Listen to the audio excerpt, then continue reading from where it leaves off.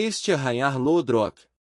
Na história real, ele é uma figura entre o mito e o fato, um líder viking lendário, citado em sagas nórdicas, cuja existência histórica exata os historiadores ainda debatem. Mas nesta história alternativa, vamos imaginar que Ragnar não é apenas uma lenda.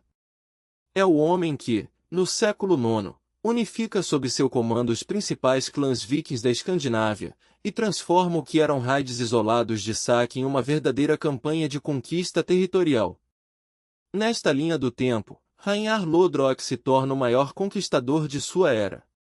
Maior que Carlos Magno. Maior que qualquer rei anglo-saxão. E o primeiro alvo de sua ambição é a ilha que os nórdicos já vinham atacando havia décadas, ano após ano, verão após verão, a Inglaterra. A história real nos dá o ponto de partida perfeito para esta narrativa, o ano de 793.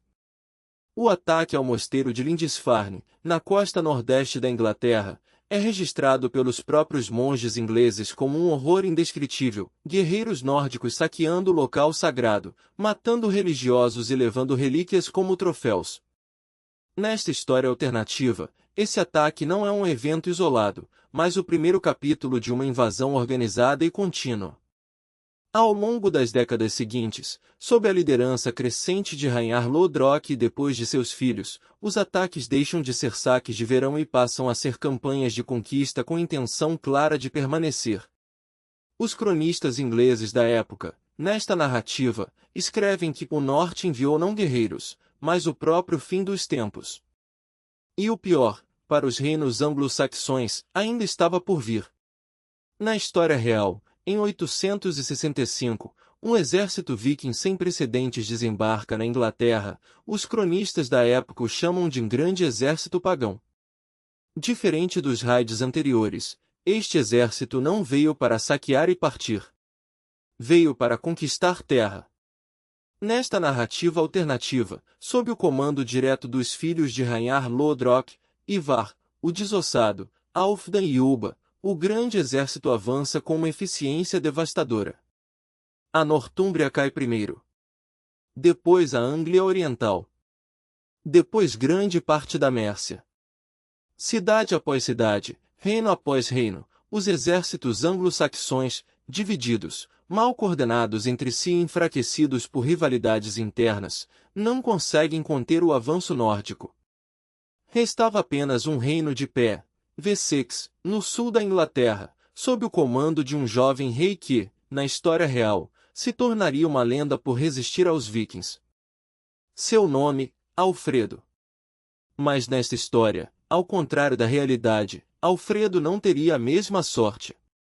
Na história real, Alfredo, o Grande, venceria os vikings na decisiva Batalha de Edington, em 878, salvando Wessex, e com isso, preservando parte da identidade anglo-saxã que mais tarde formaria a Inglaterra unificada. Mas nesta narrativa alternativa, o exército de Ragnar, maior, mais unificado e vindo de uma década a mais de conquistas consolidadas, não permite essa virada. Em uma batalha ainda mais sangrenta do que a Edington real, o exército de Wessex é destruído. Alfredo, nesta história, morre em combate, junto com boa parte da nobreza anglo-saxã que ainda resistia. O que se segue é o capítulo mais brutal desta história inventada, uma campanha sistemática para eliminar qualquer possibilidade de uma nova resistência anglo-saxã organizada. Vilas inteiras são queimadas. Populações são deslocadas à força ou mortas. Nobres e sacerdotes que representam a antiga ordem são executados publicamente como aviso. Em poucos anos, nesta narrativa hipotética, a estrutura política, religiosa e militar anglo-saxã que existia há séculos deixa, simplesmente, de existir. A Inglaterra, pela primeira vez em sua história, pertence inteiramente aos nórdicos. Um dos efeitos mais profundos desta invasão vitoriosa é religioso. Na história real, os vikings que se estabeleceram na Inglaterra, ao longo de gerações, acabaram se convertendo ao cristianismo, absorvidos pela cultura local. Mas nesta narrativa alternativa, onde a conquista é total e não uma simples colonização parcial, o processo se inverte. Os governantes nórdicos, agora no controle absoluto da ilha, impõem gradualmente a fé de seus ancestrais. O culto a Odin, Thor, Freya e todo o panteão nórdico passa a ser a religião oficial da Inglaterra. Igrejas são convertidas em templos pagãos. Mosteiros que sobrevivem à conquista são transformados em centros administrativos seculares. Uma nova classe de sacerdotes nórdicos, os God, assume o papel que antes pertencia aos bispos cristãos. Ao longo de gerações, nesta linha do tempo, a Inglaterra se torna o principal centro religioso do paganismo nórdico na Europa, um papel que, na história real, nunca existiu, já que toda a Escandinávia acabou se convertendo ao cristianismo entre os séculos X e XII. Nesta narrativa, esse processo de cristianização da Europa nórdica simplesmente nunca se completa. E a fé em Odin sobrevive, forte, até os dias atuais. Com a Inglaterra completamente sob controle, os líderes nórdicos, descendentes de Ragnar Lodbrok governando como uma nova dinastia real, voltam seus olhos para o continente europeu. Nesta narrativa hipotética, a Inglaterra nórdica trava guerras constantes contra o Reino Franco, disputando o controle do norte da atual França, território que, na história real, os vikings também invadiram, e que deu origem à região da Normandia. Mas nesta linha do tempo, ao invés dos vikings se estabelecerem e se afrancesarem, como aconteceu na história real com os normandos, é a cultura nórdica que se expande sobre parte do território francês. Os conflitos se estendem também contra o Sacro Império Romano-Germânico, que vê com pavor o avanço de um poder pagão consolidado bem no coração da cristandade europeia.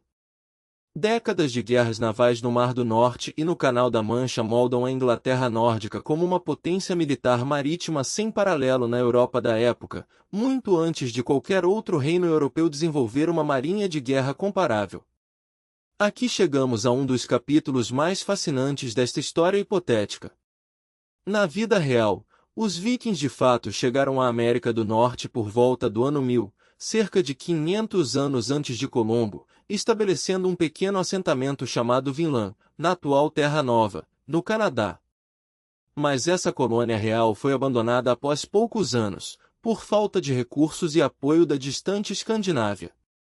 Nesta narrativa alternativa, porém, a Inglaterra nórdica, rica, poderosa e com uma marinha muito mais desenvolvida do que a Escandinávia teve na realidade, decide investir pesadamente na expansão de Vinland.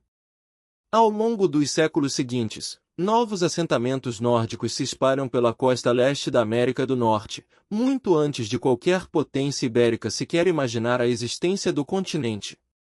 O contato com os povos indígenas americanos, nesta história, é marcado tanto por comércio quanto por conflitos territoriais, um padrão de expansão gradual, ao longo de gerações, bem diferente da chegada abrupta e violenta que a colonização europeia real trouxe séculos depois. Quando as potências ibéricas finalmente cruzam o Atlântico, nesta linha do tempo, encontram não um continente descoberto pela primeira vez, mas um litoral norte-americano já parcialmente ocupado por reinos nórdicos estabelecidos havia gerações. A América, nesta narrativa, nunca seria inteiramente nova para a Europa. Um dos efeitos mais impactantes desta história alternativa é linguístico. Na vida real, o inglês antigo já havia absorvido uma quantidade significativa de palavras nórdicas por causa do contato com os vikings, palavras do dia a dia como sky, window, knif e até o pronome they vem do nórdico antigo.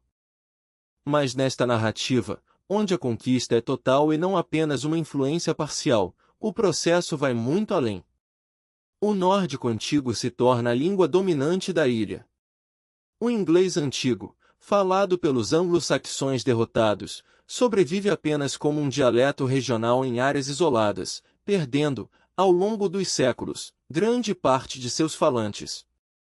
Nesta linha do tempo, a língua que hoje seria falada na ilha não seria o inglês que conhecemos, mas um idioma derivado diretamente do nórdico antigo, mais próximo do islandês, do norueguês e do dinamarquês atuais do que do inglês real.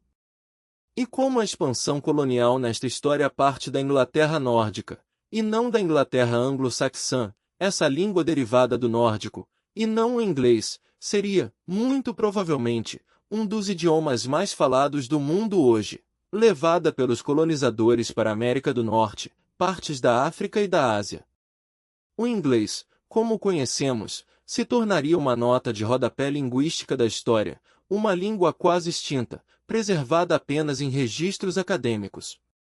Aqui está uma curiosidade que talvez você nunca tenha imaginado: o futebol, como o conhecemos, nasceu na Inglaterra do século XIX, a partir de jogos populares que já existiam havia séculos entre a população inglesa nas próprias vilas medievais. Nesta história alternativa, porém, a cultura popular inglesa que deu origem a esses jogos simplesmente não existe da mesma forma, substituída pela cultura nórdica, que tinha suas próprias tradições esportivas, como o Knattleika, um esporte de equipe nórdico mencionado nas sagas islandesas reais, jogado com bastões e bolas em campos abertos, muitas vezes de forma extremamente violenta. Nesta linha do tempo, é uma versão evoluída do Knattleika, e não o futebol, que se torna o esporte mais popular da Inglaterra nórdica, e depois, com a expansão colonial pelo Atlântico Norte, o esporte mais popular do mundo. Sem a codificação das regras do futebol moderno em Cambridge e Londres no século XIX, porque essa Inglaterra específica, com essa cultura específica, nunca existiu, o esporte mais assistido do planeta hoje seria completamente diferente. Mais próximo de uma mistura entre hóquei de campo e rugby do que da bola redonda que bilhões de pessoas amam na vida real. E assim chegamos ao presente desta linha do tempo que nunca existiu. A Inglaterra nórdica do século XXI, nesta narrativa hipotética, é uma nação com uma identidade completamente distinta da que conhecemos, uma potência global de raízes escandinavas, com uma língua derivada do nórdico antigo, uma religião predominantemente pagã reformada ao longo dos séculos, e uma cultura que exportou, através da colonização da América do Norte muito antes das potências ibéricas, valores, tradições e um idioma inteiramente diferentes dos que moldaram o mundo real.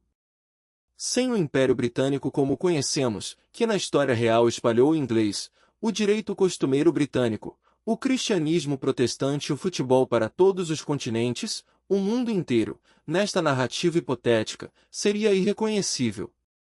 Talvez o idioma mais falado do planeta fosse derivado do nórdico, não do inglês. Talvez os símbolos religiosos mais reconhecidos do Ocidente fossem o martelo de Thor, não a cruz cristã. Talvez o esporte mais popular do mundo nunca tivesse se chamado futebol. Uma única batalha perdida por um jovem rei chamado Alfredo, há mais de 1140 anos, teria sido suficiente para mudar o destino de bilhões de pessoas que ainda nem haviam nascido. Nada disso aconteceu.